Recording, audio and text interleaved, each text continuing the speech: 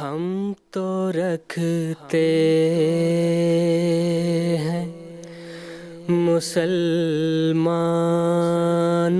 کا دین، دل سے ہے خدا میں ختم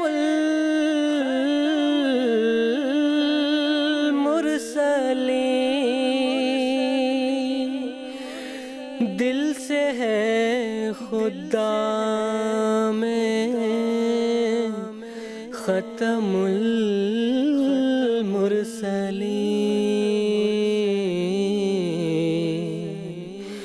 ختم المرسلین۔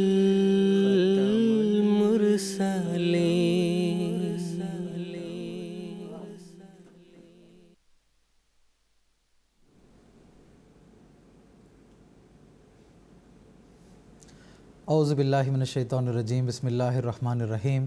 ناظرین کرام، السلام علیکم ورحمۃ اللہ وبرکاتہ۔ آج 16 اپریل 2022 ہفتے کا دن ہے۔ انڈیا میں اس وقت رات کے 10 بجے ہیں اور GMT کے مطابق اس وقت سحر کے 4:30 بجے ہیں۔ اور ناظرین، یہ وقت ہے پروگرام راہ خدا کا۔ قادیان دارالمان سے پروگرام راہ خدا کی ایک نئی سیریز آپ کی خدمت میں لے کر حاضر ہوئے ہیں۔ آج ہماری سیریز کا یہ پہلا ایپیسوڈ ہے جو اس وقت ہم آپ کی خدمت میں نشر کر رہے ہیں۔ پروگرام راہ خدا کے تعلق سے ہمارے مشاہدین جانتے ہیں کہ یہ ایک لائیو پروگرام ہے، انٹریکٹیو بھی ہے۔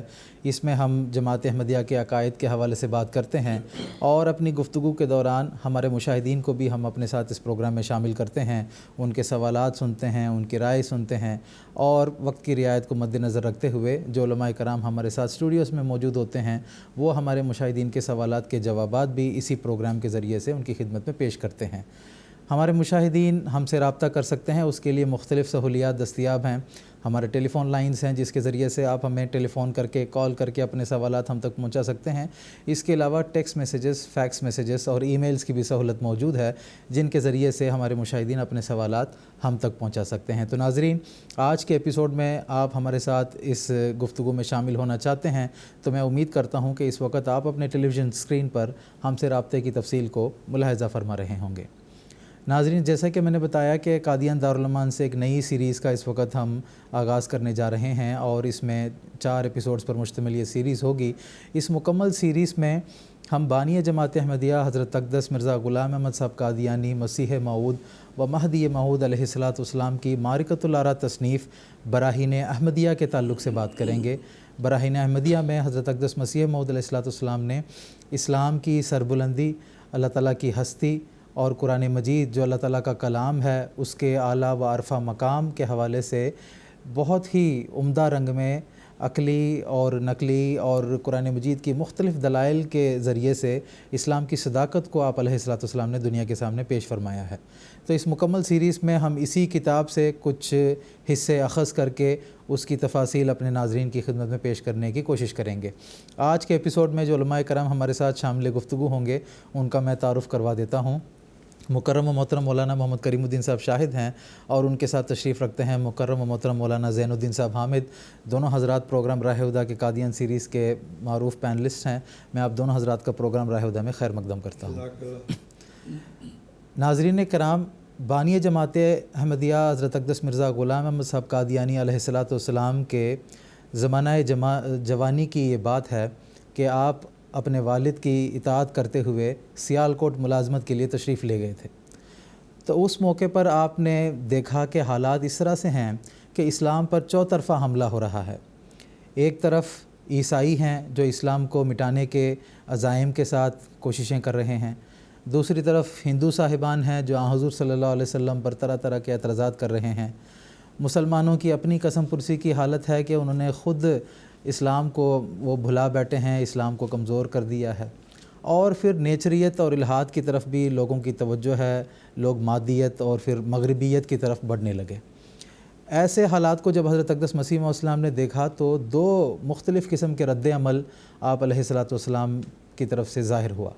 پہلا رد عمل یہ تھا کہ آپ اللہ تعالیٰ کے حضور سجدہ ریز ہو گئے اور اسلام کی سربلندی کے لیے آپ نے دعائیں کرنی شروع کر دیں۔ دوسرا یہ کہ آپ نے مختلف مذاہب کی کتب کا مطالعہ کیا اور مختلف موضوعات کے حوالے سے مختلف کتب کا بڑا گہرا مطالعہ کیا۔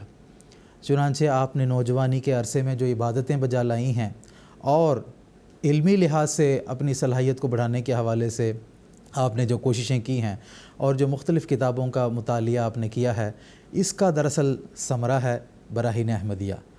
آپ نے اپنی جوانی کی مکمل تحقیق اور اللہ تعالیٰ سے تائید و نصرت حاصل کر کے براہین احمدیہ کتاب آپ نے تسلیم فرمائی، اور ایسے زمانے میں جب اسلام پر چوطرفہ حملہ ہو رہا تھا، آپ نے اسلام کی سربلندی کے لیے، جیسے کہ احادیث میں آپ کے سپرد یہ ذمہ داری کی گئی ہے کہ یحیی الدین و یقیم الشریعہ، کہ اسلام کے احیاء نو کے لیے آپ نے براہین احمدیہ تصنیف فرمائی، یقیم الشریعہ قرآن مجید کے اعلیٰ و عرفہ مقام سے دنیا کو روشناس کرانے کے لیے آپ نے کتاب براہین احمدیہ تصنیف فرمائی، اور آپ نے دنیا کے سامنے یہ بات ببانگ دہل پیش کیا کہ اسلام ہی وہ مذہب ہے جو زندہ خدا کا تصور دنیا کے سامنے پیش کرتا ہے، اور قرآن مجید کے اندر ہی وہ تعلیمات موجود ہیں جن پر عمل کرتے ہوئے ایک انسان خدا تعالیٰ کی معرفت کو حاصل کر سکتا ہے، اس کے قرب کو حاصل کر سکتا ہے، اور ایک کامل عبد بن کر اپنی زندگی کو گزار سکتا ہے۔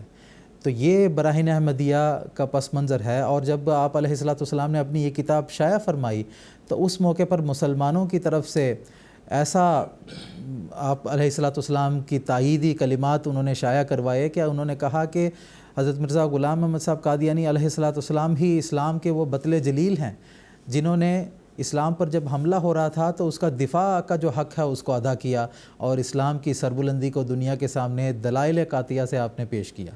تو ناظرین، یہ کتاب براہین احمدیہ کی اہمیت ہے، کتاب پڑھنے سے تعلق رکھتا ہے اور گہرائی سے مطالعہ کرنے کی ضرورت ہے، اور جو خدا تعالیٰ کی ہستی سے محبت رکھتے ہیں وہ ضرور اس کتاب کو پڑھتے ہیں تو ایک سرور اور لذت محسوس کرتے ہیں کہ اللہ تعالیٰ کی ہستی کیسی عظیم الشان ہستی ہے، اور اس کے انسان پر کس قدر احسانات ہیں، اور اللہ تعالیٰ کا جو کلام ہے کیسا عظیم الشان اس کا مقام ہے، اور کس طرح وہ بنی نوع انسان کو خدا تعالیٰ کی طرف اس کی رہنمائی کرتی ہے یہ کتاب۔ اس بارے میں ہمیں اس کتاب کے مطالعے سے علم ہوگا۔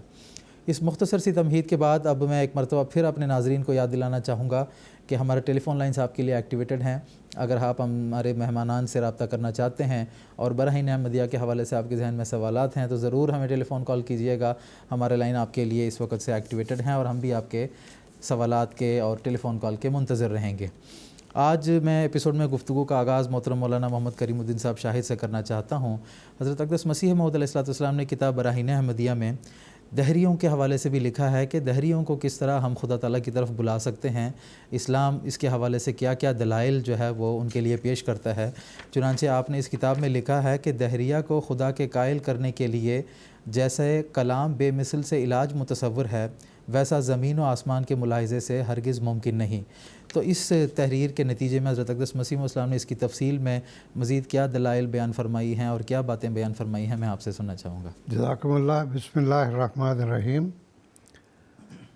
جس زمانے میں یہ 1880 اور 84 کی بات ہے کہ حضرت مرزا غلام احمد صاحب قادیانی علیہ السلام نے اسلام اور دیگر مذاہب کا مطالعہ شروع کیا، تو اس وقت تمام مذاہب میں اللہ تعالیٰ کی ہستی کے متعلق اور اس کے زندہ وجود اور تعلق باللہ سے متعلق کوئی ایسے دلائل موجود نہیں تھے جس کے نتیجے میں یہ سمجھا جا سکے کہ واقعی کوئی خدا ایسا موجود ہے جو ہم سے رابطہ رکھتا ہے اور اس کائنات کو پیدا کرنے والا بھی ہے۔ چنانچہ آخر میں برہمو سماج والوں نے تو حد کر دی کہ ہر چیز خدا ہی خدا ہے، اور انہوں نے تو خدا کا ایک لحاظ سے انکار ہی کر دیا تھا۔ تو ان تمام باتوں کو ملحوظ رکھتے ہوئے حضرت مسیح موعود علیہ السلام نے فرمایا کہ بے شک اس میں کوئی شک نہیں کہ کائنات عالم کے مطالعہ سے ہمیں یہ تو ضرور معلوم ہوتا ہے کہ اس کائنات کا پیدا کرنے والا کوئی ضرور ہونا چاہیے۔ چنانچہ حضور نے اس بات کی تشریح بھی کی ہے، انشاءاللہ میں وہ اقتباس بھی آپ کے سامنے پیش کروں گا کہ حضور نے فرمایا کہ دیکھو، ہم زمین و آسمان، سورج، چاند، ستارے، ان کو ہم دیکھتے ہیں تو ہمیں یہ احساس ہوتا ہے کہ ان کو پیدا کرنے والا کوئی ہونا چاہیے، لیکن کوئی دہریہ یہ کہہ سکتا ہے کروڑوں سال پہلے کسی نے پیدا کیا ہو اور پتہ نہیں وہ موجود بھی ہے کہ نہیں ہے، کیا ہم کہہ نہیں سکتے کچھ۔ تو اس بارے میں حضرت مسیح موعود علیہ الصلوۃ والسلام نے فرمایا کہ اگر اللہ تعالیٰ خود انا الموجود کہہ کے اپنی ہستی کا ثبوت نہیں دیتا ہے تو پھر اس کی ہستی کے بارے میں کوئی ثبوت ہمیں میسر نہیں ہو سکتا۔ یہ تو ہو نہیں سکتا کہ اللہ تعالیٰ نے جو ہے وہ ظواہر کو تو ملحوظ رکھ کے یہ کہا ہو کہ خالق عالم کو جو ہے پیدا کرنے والا کوئی ہونا چاہیے۔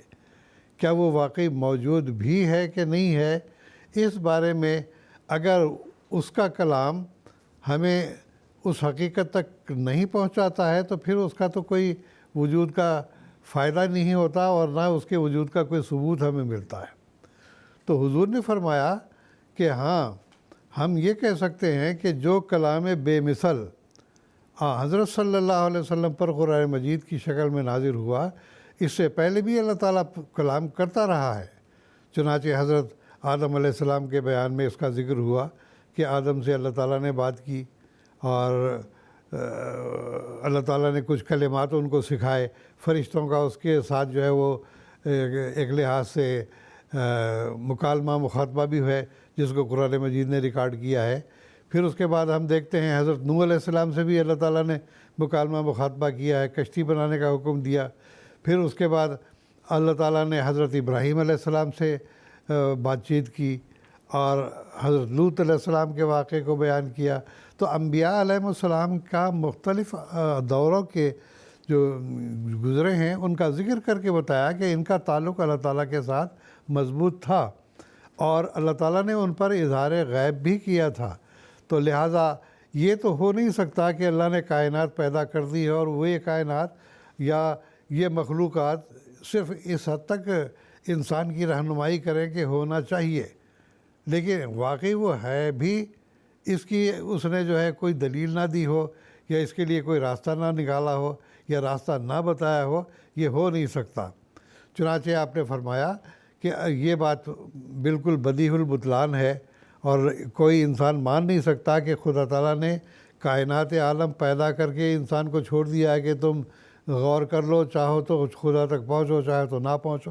یہ بات نہیں، بلکہ اللہ تعالیٰ نے اپنی ہستی کا ثبوت دیا ہے باقاعدہ، اور وہ یہ کہ کلام بے مثل دیگر کتابوں کا تو یہ دعویٰ نہیں ہے، لیکن قرآن مجید کا یہ دعویٰ ہے کہ اگر تم اس وَإِن كُنتُمْ فِي رَيْبٍ مِّمَّا نَزَّلْنَا عَلَىٰ عَبْدِنَا فَأْتُوا بِسُورَةٍ مِّن مِّثْلِهِ وَادْعُوا شُهَدَاءَكُم مِّن دُونِ اللَّهِ إِن كُنتُمْ صَادِقِينَ کہ دیکھو اگر تم اس کلام کے بارے میں جو اللہ تعالیٰ نے اپنے بندے پر نازل کیا ہے یعنی محمد مصطفیٰ صلی اللہ علیہ وسلم پر، تو یہ سمجھ لو کہ اگر تم سمجھتے ہو کہ کلام بے مثل نہیں ہے، خدا تعالیٰ کی طرف سے نہیں ہے، تو پھر تو تم کو کھلا چیلنج ہے، تم بھی بنا سکتے ہو پھر ایسا کلام جو محمد صلی اللہ علیہ وسلم نے پیش کیا ہے۔ تو چلو ایک سورت ہی کم از کم لاؤ، سورت نہیں تو 10 آیتیں ہی کم از کم یہاں تک چیلنج دیا گیا ہے کہ مختلف انداز میں جو ہے اس کو دہرایا گیا ہے۔ تو اس سے معلوم ہوتا ہے کہ یہ کلام جو اللہ تعالیٰ نے نازل کیا یہ ایسا بے مثل کلام ہے جو انسانی طاقت سے بالاتر ہے۔ چنانچہ روایات میں ہمیں یہ ذکر ملتا ہے کہ ولید بن ربیعہ جو بڑا مشہور شاعر تھا، وہ جب مکے میں آیا اس نے دیکھا کہ خانہ کعبہ کے اوپر سورۃ الکوثر لکھی ہوئی ہے، بسم اللہ الرحمن الرحیم، انا اعطیناک الکوثر فصلی لربک وانحر ان شانئک ھو الابتر۔ تو اس نے یہ کلام پڑھ کے نیچے اپنے ہاتھ سے یہ لکھ دیا کہ لیسا ھذا کلام البشر۔ اتنی فصاحت اور بلاغت کے ساتھ اور اس کے اندر جو مغز پایا جاتا ہے اور جو اس کے اندر حقائق اور معارف پائے جاتے ہیں، یہ کلام کسی انسان کا ہو ہی نہیں سکتا۔ کہ بالکل مختصر یہ صورت ہے، 3 آیتیں اس کے اندر ہیں اور وہ بھی جو ہے ایسی ہیں کہ ایک ایک آیت کے اندر جو ہے وہ کئی حقائق اس کے اندر بیان کر دیے گئے ہیں۔ انا اعطیناک الکوثر، کوثر سے کیا مراد ہے یہ دیکھ کے اس کا بے اختیار اس کے منہ سے نکل گیا بعد میں کہ لیسا ھذا کلام البشر، یہ انسان کا کلام نہیں ہو سکتا۔ تو گیا ایک مشہور شاعر جو سارے عرب میں مشہور تھا، اس نے اس بات کا اقرار کیا کہ یہ کلام بے نظیر ہے، اس کی نظیر کوئی بنا نہیں سکتا۔ چنانچہ بعد کی روایت میں بھی آتا ہے کہ حضرت عمر کے دور میں ایک دفعہ کہتے ہیں کہ مدینہ شریف میں شعراء کا جو ہے، جیسا کہ آج کل یہاں پر مختلف شعراء جمع ہوتے ہیں اور ان کا کلام سنا جاتا ہے، تو اسی طرح ایک مشاعرہ ہوا وہاں پر۔ تمام عرب کے چوٹی کے جو شعراء تھے وہ حاضر ہوئے، لبید بن ربیعہ کو بھی دعوت دی گئی۔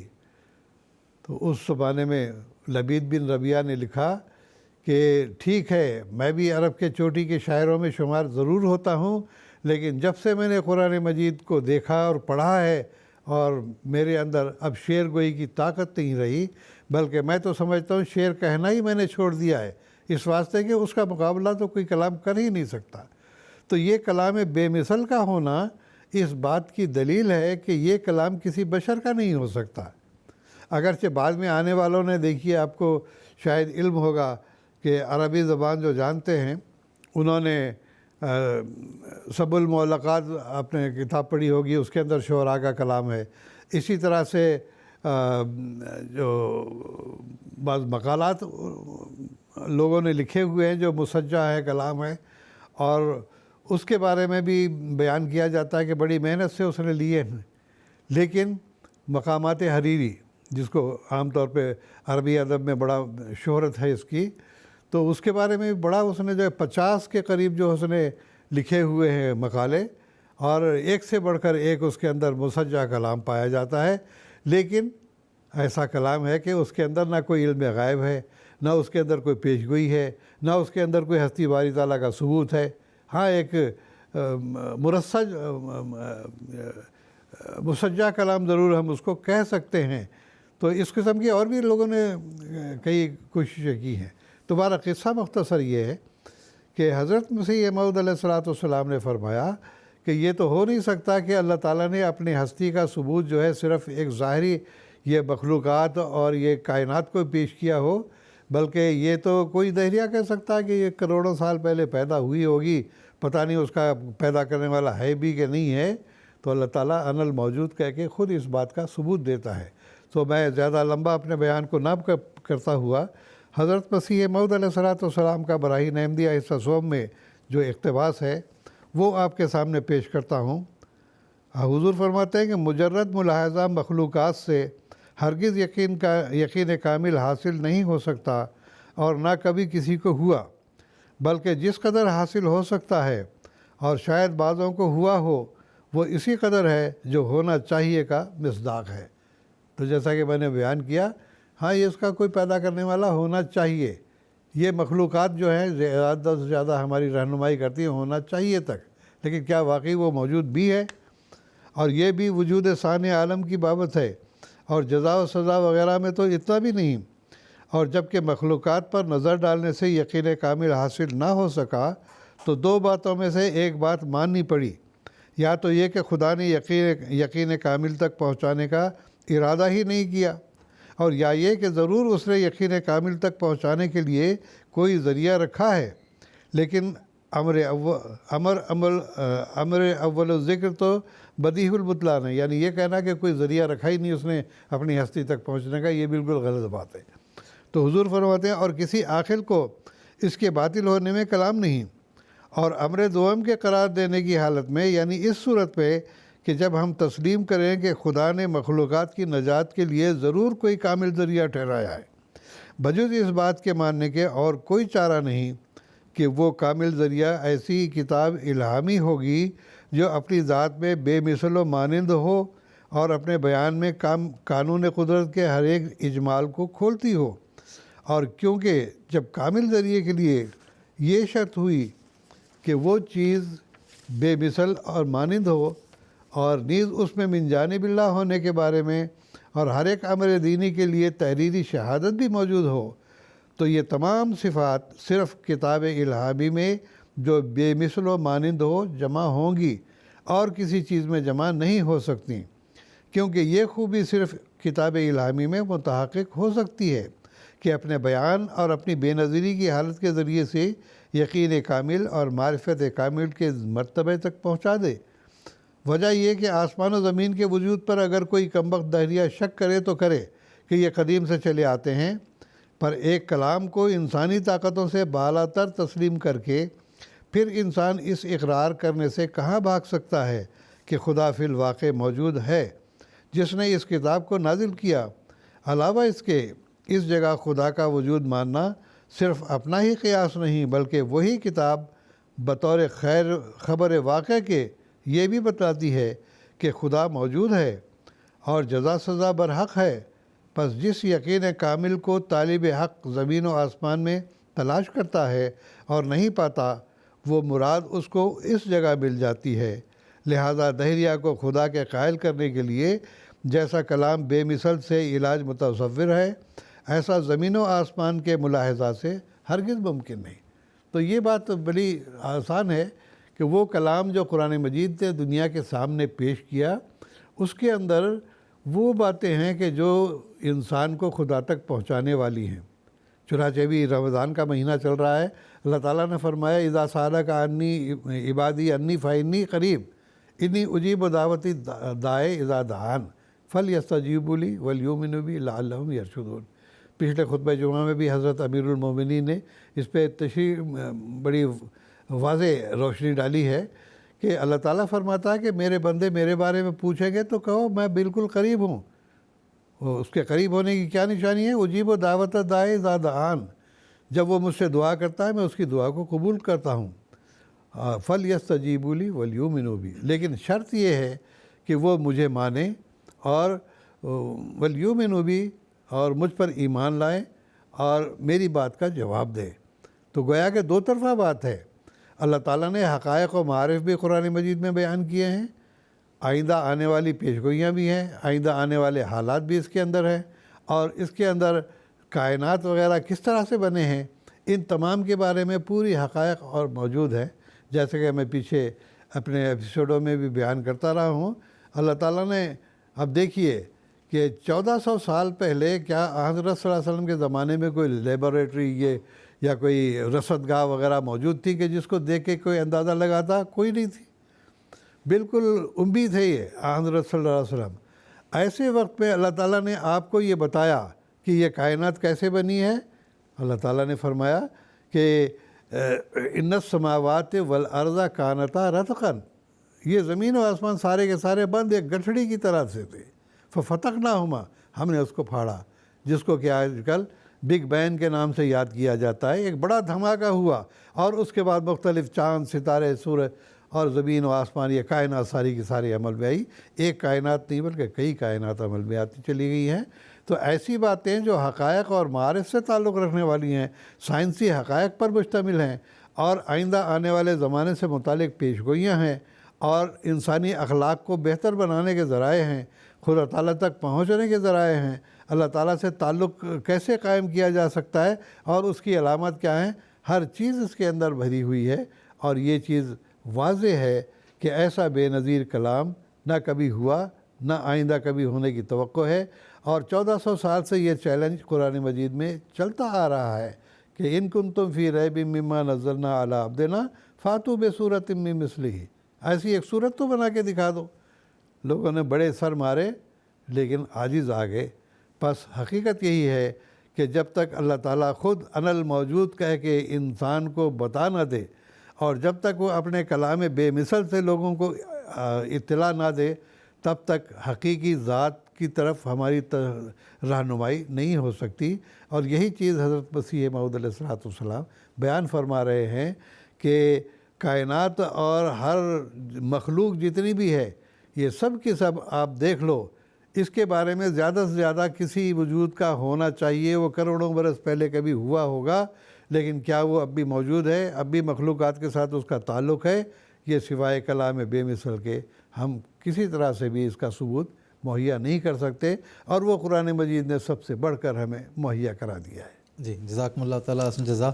براہین احمدیہ کے تعلق سے ہی بات آگے ہم بڑھائیں گے. اب محترم مولانا زین الدین صاحب حامد سے میرا یہ سوال ہے کہ حضرت اقدس مسیح موعود علیہ السلام نے اس کتاب میں اللہ تعالیٰ کی مختلف خوبیوں اور اس کے مختلف صفات بیان کرتے ہوئے ایک طرف دہریوں کو اس ذات کی طرف بلایا بھی ہے اور دوسری طرف جو خدا تعالیٰ کو ماننے والے ہیں ان کو بھی اللہ تعالیٰ کی کامل معرفت کے حصول کے طریق آپ نے سکھلائے ہیں.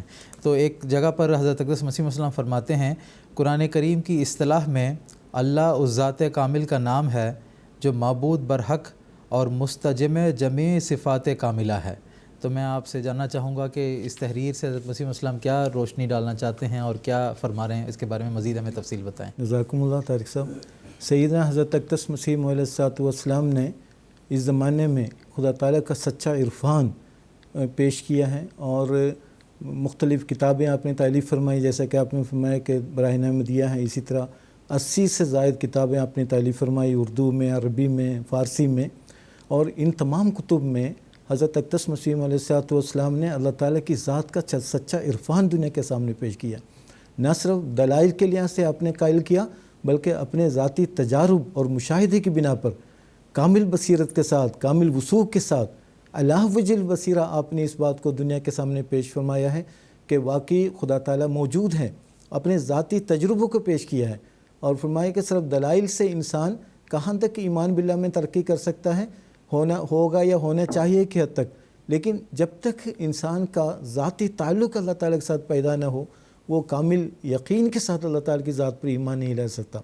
تو حضرت اقدس مسیح علیہ السلام نے اپنی کتابوں میں کئی جگہ پر اللہ تعالیٰ کی ہستی کے متعلق، آپ کی ہستی کی دلائل، اسی طرح قرآن مجید کی حقانیت، عرفان قرآن مجید، یہ سب آپ نے بیان فرمایا ہے.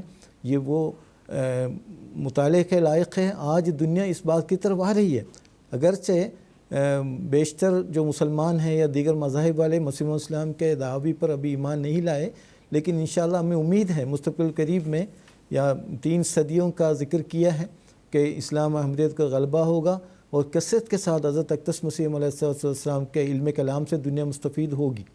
تو حضرت اقدس مسیح السلام اپنے ایک منظوم کلام میں فرماتے ہیں کس قدر ظاہر نور اس مبدع الانوار کا بن رہا ہے سارے عالم آئینے ابصار کا. تو اللہ تعالیٰ کی ذات تمام صفات حسنہ سے متصف ہے، جیسا کہ عبارت میں موجود ہے تمام صفات مستجم، تمام کمالات، تمام صفات، فرمائے جو معبود برحق اور مستجب جمیع صفات کاملہ ہیں. تو اللہ تعالیٰ کی ذات جو ہے یہ اللہ کا جو ذاتی نام، اللہ تعالیٰ کا ذاتی نام اللہ ہے. اب دیکھیں دنیا کی کسی اور زبان میں اللہ تعالیٰ کا کوئی ذاتی نام نہیں پتہ چلتا، صرف عربی زبان میں اللہ تعالیٰ کا ذاتی نام اللہ ہے. یہ بھی ایک صداقت ہے چونکہ عربی زبان حضرت اقدس مسیح علیہ السلام کے ذریعے جن عظیم شان علوم کا انکشاف ہو، اس میں ایک یہ بات بھی تھی جو تحقیق آپ کی تھی کہ ام السنہ عربی زبان ہے. تو دنیا کی سب سے پہلی زبان، تمام زبانوں کی ماں عربی ہے. تو عربی میں اللہ تعالیٰ کا ذاتی نام اللہ ہے. یہ جو اللہ کا لفظ جو ہے نا وہ اسم جامد ہے، یہ نہیں کہہ سکتے کسی اور لفظ سے یہ نکلا ہے یا کسی اور کوئی اور الفاظ بھی اس میں سے نکل سکتے ہیں، ہرگز نہیں. اللہ کا نام اسم ذات ہے اور جامد ہے. اور باقی جس قدر بھی صفاتی نام اللہ تعالیٰ کے بیان کیے جاتے ہیں، جیسے قرآن مجید میں فرمایا فَلَهُ الْأَسْمَاءُ الْحُسْنَى، تمام کے تمام اچھے نام، اچھی صفات اللہ تعالیٰ کی ہے. تو یہ ساری صفات کا جو اگر موصوف اگر ہے تو اللہ تعالیٰ کی ذات اللہ ہے، وہ تمام صفات حسنہ کا موصوف ہے. یعنی اللہ تعالیٰ اسم ذات ہے، باقی جتنے بھی صفات بیان کی جاتی ہے وہ سب صفاتی نام ہیں. اب دیکھیں اللہ تعالیٰ کی ذات تمام صفات حسنہ سے متصف، تمام صفات رذیلہ سے منزہ ہے. کوئی عیب اس کی طرف منسوب نہیں ہو سکتا، کوئی کسی قسم کا بھی نقص اس کی طرف منسوب نہیں ہو سکتا. وہ کامل الوجود ہے ہر پہلو سے، ہر لحاظ سے. وہ ازلی بھی ہے، ابدی بھی ہے، خالق ہے، مالک ہے، اور تمام موجودات کی جان ہے، ہر چیز کو پیدا کرنے والی ہستی ہے. تو اس کی تمام تر صفات ہیں. لیکن جس قدر بھی صفات قرآن مجید میں ہمیں پتہ چلا ہے وہ انسان کے ادراک کے اندر ہے، لیکن بہت سارے ایسی صفات ہیں، بہت سارے اس کے اسماء حسنہ ہیں جس تک پہنچنا انسان کے بس میں ہی نہیں ہے. تو اللہ تعالیٰ کی حقیقت کیا ہے، اس کی ماہیت کیا ہے، وہ کس طریقے سے کیا اس کی شکل ہے، یہ سب جو ہے لیس کمثلہ شیء، اس جیسا کوئی وجود ہے ہی نہیں۔ تو قرآن مجید کا صحیح عرفان اس زمانے میں حضرت اقدس مسیح علیہ السلام نے پیش فرمایا ہے۔ اللہ تعالیٰ کی ذات کی سچی معرفت آپ نے پیش کی ہے۔ انشاءاللہ میں اسی میں ایک دو اقتباسات پیش کروں گا جس سے پتہ لگ جائے گا۔ حضرت اقدس مسیح علیہ السلام صرف دلائل کی بنیاد پر بات بیان نہیں فرماتے، بلکہ اپنے ذاتی تجربے کی بنا پر بیان فرماتے ہیں۔ پھر فرمایا اللہ تعالیٰ کی ذات، ایک تو ہے کہ اللہ تعالیٰ کی ذات کے بارے میں ایک تو ہے کہ احدن کا لفظ بھی آتا ہے ایک کے لیے، اور واحدن کا لفظ بھی آتا ہے۔ اس پر حضرت خلیفۃ مسیح ثانی نے بھی بحث فرمائی ہے۔ احدن جہاں اللہ قل هو اللہ احد، اللہ تعالیٰ احد ہے۔ جب ہم احد ہیں، احد کہتے ہیں تو اس کا مطلب ہے کہ وحدانیت کے لحاظ سے اللہ تعالیٰ احد ہے، اکیلا ہے۔ جب اردو میں ہم کہتے ہیں اکیلا، اس کا مطلب آگے کوئی گنتی ہے ہی نہیں، دو کیلا ترکیلا ہم نہیں کہہ سکتے، جس طرح انگلش میں ونس کہتے ہیں۔ تو لیکن جب ہم واحد کہتے ہیں تو اس کے بعد اثنان ثلاث، یعنی دو بھی ہے، تین بھی ہے، چار بھی ہے۔ تو قرآن کریم میں یہ دونوں الفاظ اللہ تعالیٰ کے لیے استعمال ہوئے ہیں، کہیں احد کا لفظ استعمال فرمایا ہے، کہیں واحد کا لفظ استعمال فرمایا گیا ہے۔ ان دونوں میں فرق کیا ہے؟ فرق یہ ہے، احد کا لفظ جب اللہ تعالیٰ استعمال فرماتا ہے تو وحدانیت میں اپنی ذات، خدا تعالیٰ کی ذات میں وحدانیت کے اس بات کے لیے استعمال میں لاتا ہے، اور واحد جو ہے صفات میں کمال، صفات میں ایک انگ جو وحدانیت ہے صفاتی لحاظ سے، اس کی طرف اشارہ کرنے کے لیے فرماتا ہے۔ تو اللہ تعالیٰ کی ذات براء البراء ہے۔ اللہ تعالیٰ تمام جہانوں کا خالق و مالک سب کچھ ہے، اس کے موجود ہونے کے دلائل بے شمار ہیں، لیکن بظاہر جو ہے نا وہ نظر نہیں آتا کسی کو۔ قرآن کریم فرماتا ہے لا تدرک الابصار وہو یدرک الابصار وہو اللطیف الخبیر۔ انسان کی ظاہری آنکھیں اس تک پہنچ ہی نہیں سکتی، اس کی حقیقت، اس کی ماہیت کا ادراک کر ہی نہیں سکتی انسان کی آنکھیں، لیکن وہو یدرک الابصار، اللہ تعالیٰ ایسے اسباب پیدا کرتا ہے وہ انسانی آنکھوں تک پہنچ جاتا ہے، یعنی ایسے آثار اللہ تعالیٰ دکھا دیتا ہے، ایسے شواہد مہیا کرتا ہے کہ انسان اس بات پر مجبور ہو جاتا ہے کہ وہ اس بات پہ یقین رکھے کہ ایک ایسی ہستی، ایسی بالا ہستی موجود ہے جس کے ذریعے سے یہ دنیا ہماری وجود میں آئی ہے۔ تو خدا تعالیٰ کی ذات کے بارے میں بہت سارے قرآن مجید کے ارشادات موجود ہیں۔ اگرچہ اللہ تعالیٰ براء البراء ہے اور ظاہری آنکھیں اس تک پہنچ نہیں سکتی، لیکن اللہ تعالیٰ سے زیادہ ظاہر اور باطن کوئی شے ہے ہی نہیں، وہ ظاہر والباطن، اس سے زیادہ ظاہر، اس سے زیادہ ثابت شدہ حقیقت کوئی بھی نہیں۔ اگرچہ حضرت مسیح علیہ السلام فرماتے ہیں آنکھیں اندھوں کو حائل ہو گئے 100 حجاب، کہ آنکھیں اندھوں کو 100 حجاب حائل ہو گئے، نہیں تو ہر کافر و دیندار کے لیے اللہ تعالیٰ کی ہستی اس طرح واضح اور ثابت شدہ ہے۔ تو میں ایک دو مثال بیان کرتا ہوں کس طریقے سے اللہ تعالیٰ کی ہستی کا ثبوت دنیا نے کیسے اس کو ملاحظہ کیا ہے۔ حضرت امام شافعی رضی اللہ تعالیٰ عنہ کے بارے میں آتا ہے، آپ کے پاس ایک ملحد آیا، ایک دہریہ، اس نے کہا کہ خدا تعالیٰ کی ہستی کے لیے کیا ثبوت ہے، میں تو خدا کو نہیں مانتا۔ تو روایت میں ذکر آتا ہے کہ ایک شہتوت کا درخت سامنے موجود تھا، تو ہم امام شافعی رضی اللہ تعالیٰ رحمہ اللہ نے فرمایا یہ جو شہتوت کا درخت ہے اس کے پتے دیکھیں، یہ قرآن اللہ تعالیٰ کی ہستی کے لیے بے انتہا ثبوت مہیا کر رہے ہیں۔ تو وہ حیران ہو گئے، سوچا وہ کیسے؟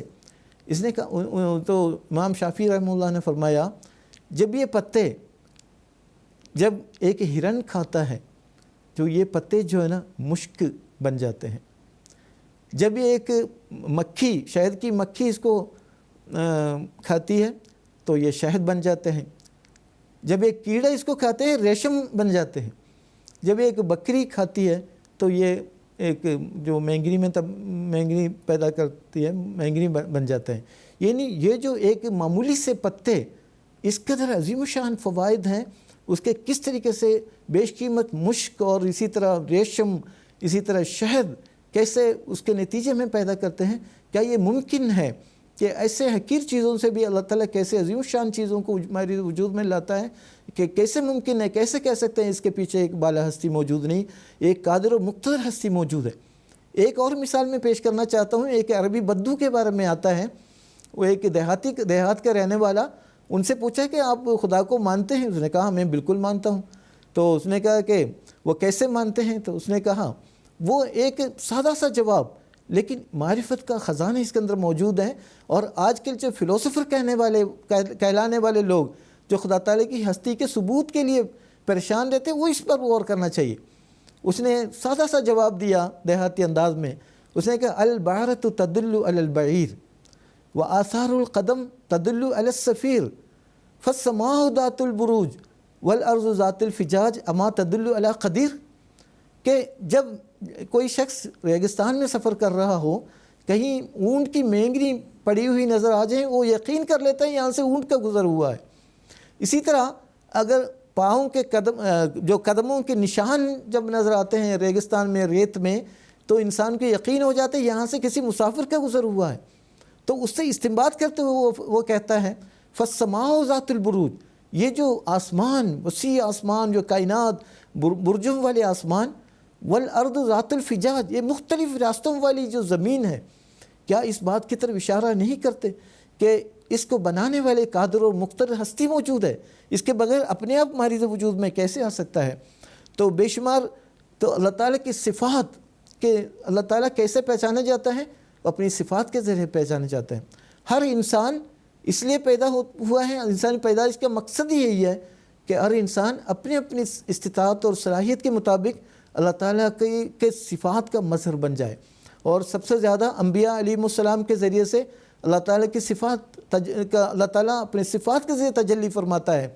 تو ہم آئے دن دیکھتے ہیں کہ انبیاء علیہ السلام کا وجود، اور اس زمانے میں سب سے بڑھ کر حضرت اقدس رسول اللہ صلی اللہ علیہ وسلم کے ذریعے خدا تعالیٰ کی صفات جلوہ گر ہوئی، اور قرآن مجید کی شکل میں ہمارے پاس موجود ہیں.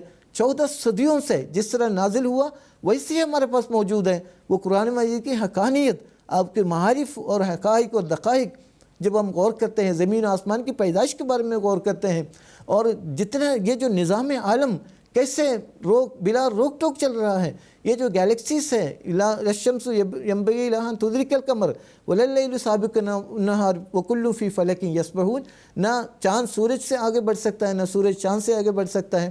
تمام سیارے ستارے گیلیکسی سے موجود تمام سیارے ستارے ایک خاص اس کے محور میں گردش کرتے چلے جا رہے ہیں. یہ سارا نظام بتاتا ہے اللہ تعالیٰ کی ہستی موجود ہے. حضرت اقدس مسیح علیہ السلام نے براہین احمدیہ میں بھی، اسی طرح ایام الصلح جیسی دیگر کتابوں میں بھی بڑی شرح و بسط کے ساتھ اس بات پر بحث فرمائی ہے کہ واقعی خدا موجود ہے. اور خدا مسیح علیہ السلام اپنے ذاتی تجربے کی بنا پر یہ ثابت کیا خدا موجود ہے، اور خدا تعالیٰ کی ہستی کے لیے میں اپنے وجود کو بطور شہادت پیش کرتا ہوں. گویا خدا تعالیٰ برحق ہے، اس کا موجود ہونا بالکل برحق ہے، اور اللہ تعالیٰ کی ہستی تمام کائنات اس کی گواہی دے رہی ہے. جی جزاکم اللہ تعالیٰ حسن جزا. ایک ٹیلی فون کالر اس وقت ہمارے ساتھ لائن پر موجود ہیں، ان کا سوال سنتے ہیں. عارف الزمان صاحب ہیں جو کہ بنگلہ دیش سے اس وقت ہمارے ساتھ ٹیلی فون لائن پر موجود ہیں. السلام علیکم ورحمۃ اللہ. عارف الزمان صاحب. السلام علیکم عارف الزمان صاحب، آپ موجود ہیں؟ ہم عارف الزمان صاحب سے السلام علیکم. وعلیکم السلام. آپ کی آواز آ رہی ہے، اپنا سوال پیش کر دیں عارف صاحب. جی پہلے تو میں رمضان کا مہینے میں دعا کا درخواست ہے. میرا سوال ہے، براہین احمدیہ لکھنے کے پہلے مسیح علیہ السلام نے 50 جلد کا اعلان کیا تھا، مگر ہم دیکھتے ہیں جب 5 جلد میں وہ ختم کر دیا. اس کا وجہ کیا تھا؟ تفصیل چاہیے. جزاکم اللہ. جزاکم اللہ عارف صاحب، بہت شکریہ. عموماً مخالفین کی طرف سے یہ سوال اٹھتا ہے، تو محترم مولانا محمد کریم الدین صاحب شاید سے درخواست ہے. عارف الزمان صاحب السلام علیکم ورحمۃ اللہ وبرکاتہ. آپ نے یہ سوال ایسا کیا ہے کہ مسیح موعود علیہ السلام کے دعوے مسیح موعود اور اس زمانے کے امام ہونے کے اعتبار سے اکثر خاص طور پر غیر احمدی جو ہمارے بھائی ہیں وہ اعتراض کرتے ہیں. حضرت مسیح موعود علیہ السلام نے اس میں کوئی شک نہیں کہ مختلف مذاہب کا مطالعہ کرنے کے بعد آپ نے اسلام کے حق میں، محمد مصطفیٰ صلی اللہ علیہ وسلم کی صداقت کے حق میں، اور اللہ تعالیٰ کی ہستی کے ثبوت کے حق میں جو دلائل آپ نے بیان فرمائے ہیں، اور یہ آپ نے ویسے ہی نہیں بیان کیے بلکہ اسلام کے علاوہ باقی جو دیگر مذاہب ہیں، وہ چاہے عیسائی مذہب ہو یا آریہ دھرم ہو یا برہم سماج ہو یا اور کوئی مذہب، ان سے ہزاروں صفحات جو ہیں وہ ان کے پڑھے، اور انہوں نے جو دلائل دیے یا انہوں نے جو اعتقادات رکھے تھے ان تمام کے رد میں اسلام نے جو دلائل اپنی ہستی کے تعلق سے پیش کیے ہیں، صداقت مسیح حضرت رسول اکرم محمد مصطفیٰ صلی اللہ علیہ وسلم کے بارے میں پیش کیے ہیں، قرآن مجید کے حقائق کے بارے میں اور اس کی صداقت کے بارے میں جو دلائل پیش کیے ہیں، ان تمام کو لکھ کر ایک 50 جلدوں تک آپ کا ارادہ تھا کہ میں ان تمام سوالات کے جوابات انشاءاللہ دوں گا۔ اور پہلی جلد جب شائع ہوئی ہے اور اس کے بعد دوسری، تیسری اور چوتھی جلد شائع ہوئی تو ایک پورے زمانے میں ایک تہلکہ مچ گیا۔ نہ صرف یہ کہ مسلمان خوشی سے اچھل پڑے، بلکہ مولوی محمد حسین صاحب بٹالوی جنہوں نے بعد میں مسیح موعود علیہ السلام کی تکفیر کا فتویٰ بھی دیا اور آپ کی مخالفت پر کمر بستہ رہے، حالانکہ وہ آپ کے بچپن کے اور جوانی کے گواہ تھے کہ کیسی پاک زندگی آپ نے گزاری، تو انہوں نے تو 120 صفحات کا جو ہے اپنے اشاعت السنہ میں ریویو لکھا کہ ایسی لاجواب کتاب ہے یہ کہ جس کے اندر ہستی باری تعالیٰ حضرت صلی اللہ علیہ وسلم اور اسلام کی صداقت کے بارے میں دلائل دیے ہوئے ہیں۔ تو آپ نے فرمایا کہ یہ 50 جلدوں کا انشاءاللہ میرا ارادہ ہے لکھنے کا، لیکن اسی اثنا میں اللہ تعالیٰ کی طرف سے آپ کو ماموریت کا الہام ہوا اور باقاعدہ طور پر آپ کو اللہ تعالیٰ نے بتایا کہ اس زمانے میں جس مسیح کے آنے کا یا مہدی کے آنے کا مسلمان انتظار کر رہے ہیں وہ تو ہی ہے، اور آپ کو باقاعدہ جو ہے وہ ذلی اور بروزی نبی کا خطاب بھی آپ کو دیا گیا۔ اور لیکن اس زمانے میں چونکہ ایک عام مسلمانوں میں ایک ذہن بنا ہوا تھا کہ اب وسلم خاتم النبیین ہونے کی وجہ سے کسی قسم کا کوئی نبی نہیں آ سکتا، لیکن عیسیٰ علیہ السلام کی آمد کے قائل بھی تھے، تو ایسی صورت پہ پھر جب اللہ تعالیٰ نے آپ پر یہ ذمہ داری ڈالی تو آپ کو پھر اپنے دلائل اور براہین کا رخ دوسری طرف موڑنا پڑا، اس واسطے کہ جیسا کہ آپ نے ذکر کیا ہے 5 جلدوں میں ان کو سماپت کر دیا ہے، تو وہ اصل بات یہ ہے کہ ہم اگر غور سے پڑھیں، اللہ تعالیٰ کے فضل سے نہ صرف اردو میں یہ کتاب چھپی ہوئی ہے، انگریزی میں بھی ترجمہ ہو چکا ہے اور ہندی میں بھی اس کا ترجمہ ہو چکا ہوا ہے، تو جو لوگ ہندی جاننے والے ہیں وہ اس کو پڑھ سکتے ہیں، جو انگلش جاننے والے ہیں وہ بھی اس کو پڑھ سکتے ہیں، اور وہ دیکھ سکتے ہیں کہ جس قدر ہستی باری تعالیٰ کے بارے میں، قرآن مجید کی حقیقت کے بارے میں، محمد مصطفیٰ صلی اللہ علیہ وسلم کی صداقت کے بارے میں جو دلائل آپ نے ان 4 جلدوں میں بیان فرمائے ہیں، وہ ان کے لیے 50 جلدوں کی ضرورت ہی باقی نہیں رہی تھی، بلکہ آپ نے اپنا جو موقف تھا وہ اس لحاظ سے تبدیل کیا کہ اب ان باتوں کی ضرورت نہیں، اس میں نے کافی مواد اکٹھا کر دیا ہے۔ اور آپ نے ایسے ہی مثال دی جیسا کہ آن وسلم جب معراج کی رات تشریف لے گئے تو اللہ تعالیٰ نے آپ پر جو ہے 50 نمازیں فرض کی تھی۔ جب موسیٰ علیہ السلام سے آپ کی یہ سارا واقعہ جو ہے احادیث میں موجود ہے، بخاری شریف میں بھی موجود ہے اور دیگر کتابوں میں بھی، تو اس میں موسیٰ علیہ السلام نے کہا کہ 50 نمازیں تمہاری امت کیسے پڑھ سکتی ہے، کچھ ہلکا کچھ اس میں تخفیف کرواؤ۔ تو ہوتے ہوتے بار بار جب حضرت صلی اللہ علیہ وسلم اللہ تعالیٰ کے حضور حاضر ہوئے تو آخر میں حضرت صلی اللہ علیہ وسلم جب گئے تو اللہ تعالیٰ نے 50 کی بجائے 5 نمازیں آخر میں فرض کر دی۔ موسیٰ علیہ السلام نے کہا یہ 5 نمازیں بھی بڑی بھاری ہوں گی تمہاری امت کے لیے، اس میں بھی کم کراؤ۔ حضور نے فرمایا نہیں، اب مجھے شرم آتی ہے، اللہ تعالیٰ کے پاس نہیں جاؤں گا۔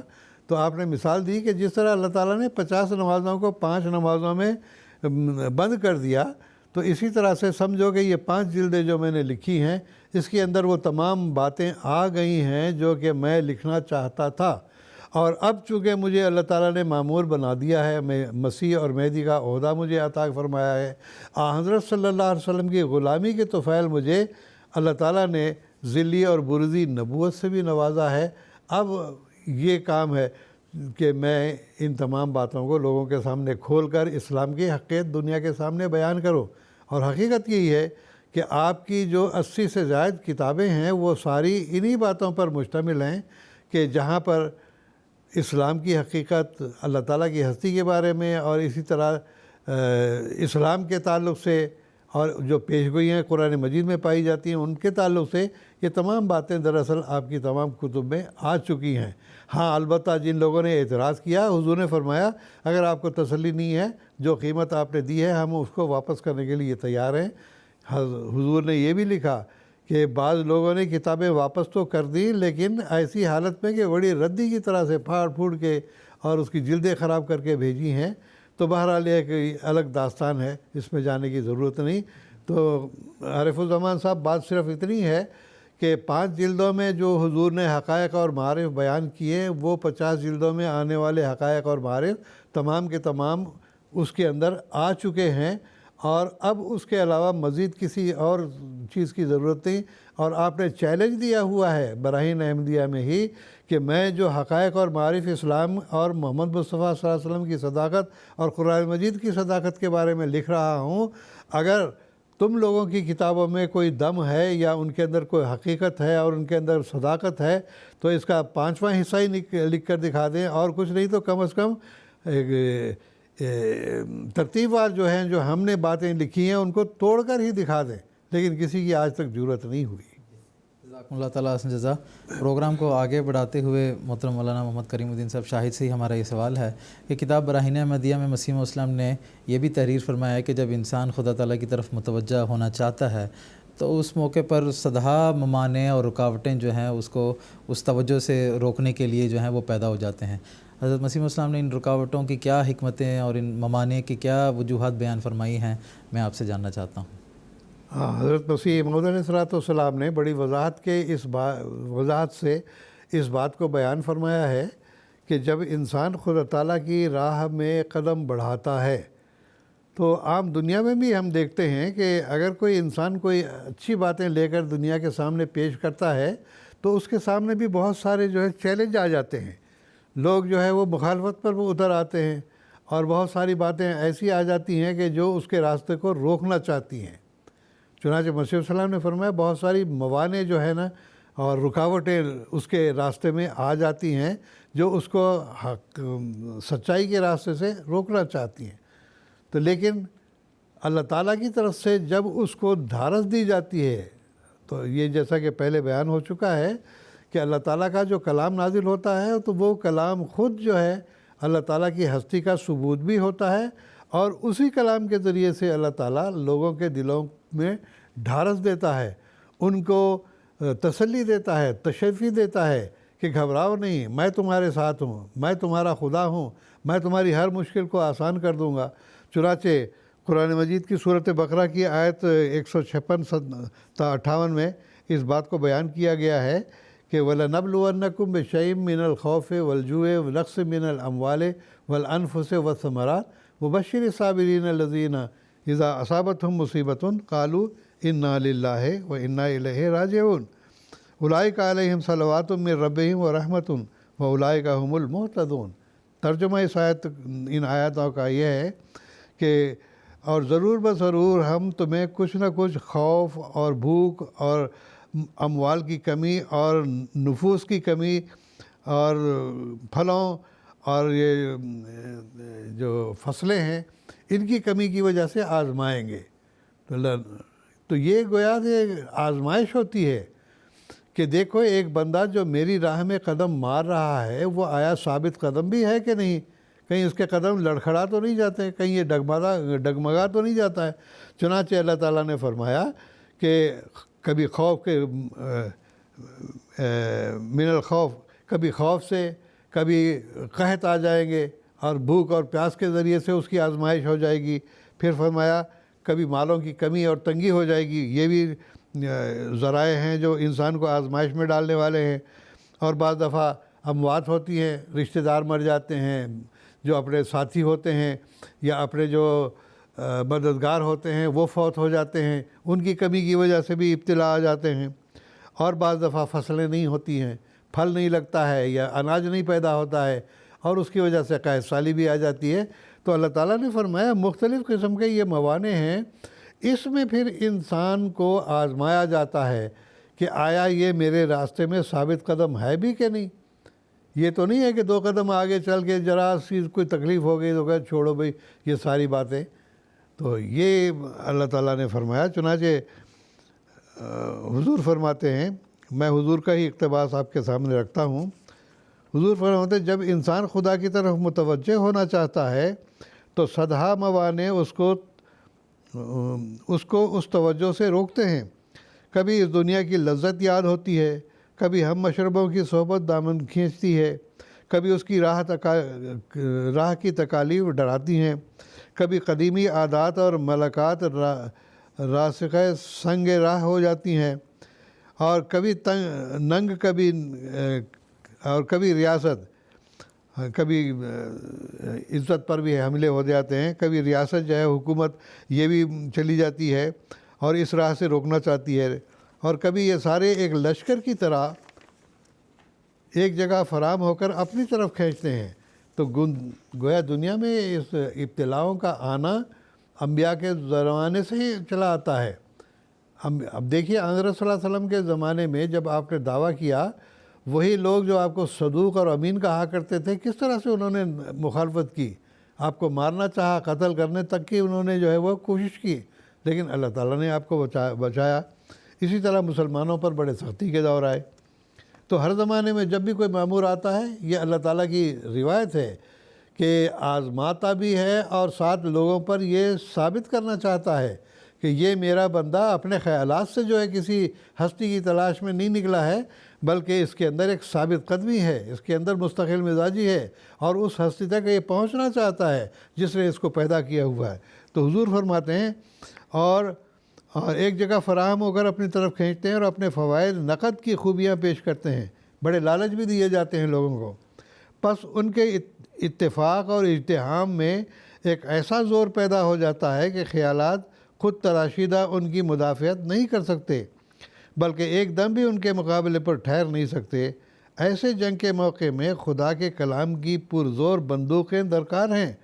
گویا کہ خدا تعالیٰ کے کلام کو اللہ تعالیٰ ایک ایسا تشبیہ دی ہے آپ نے کہ جس طرح سے بڑی مصیبت کو جھیلنے کے لیے آج کل بندوقوں کا زمانہ ہے. حضور نے فرمایا بڑی بڑی بندوقوں کی بھی ضرورت پڑتی ہے. تو حضور فرماتے ہیں کیوں کر ممکن ہے تو پرزور بندوقیں درکار ہیں تا مخالف کی صف کو ایک ہی فائر میں اڑا دیں. کیا کوئی کام یک طرفہ بھی ہو سکتا ہے؟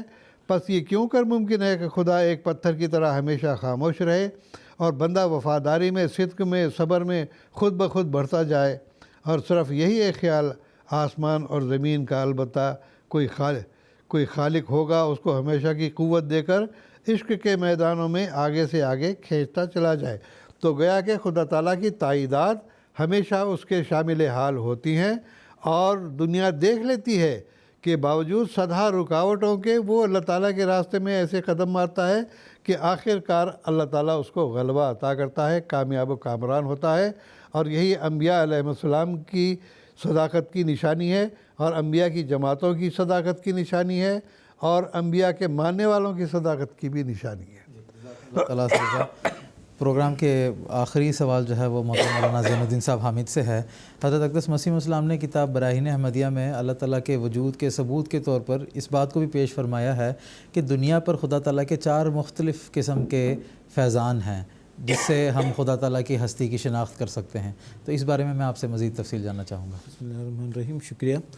کہ اللہ تعالیٰ کی ذات جیسا کہ پہلے بھی کہہ چکا ہوں، اللہ تعالیٰ کی ذات مبدأ فیوز ہے. تمام فیوزات کا مبدأ اور منبع جو ہے نا اللہ تعالیٰ کی ذات ہے، یعنی تمام تر فیوز کا سرچشمہ اللہ تعالیٰ کی ذات ہے.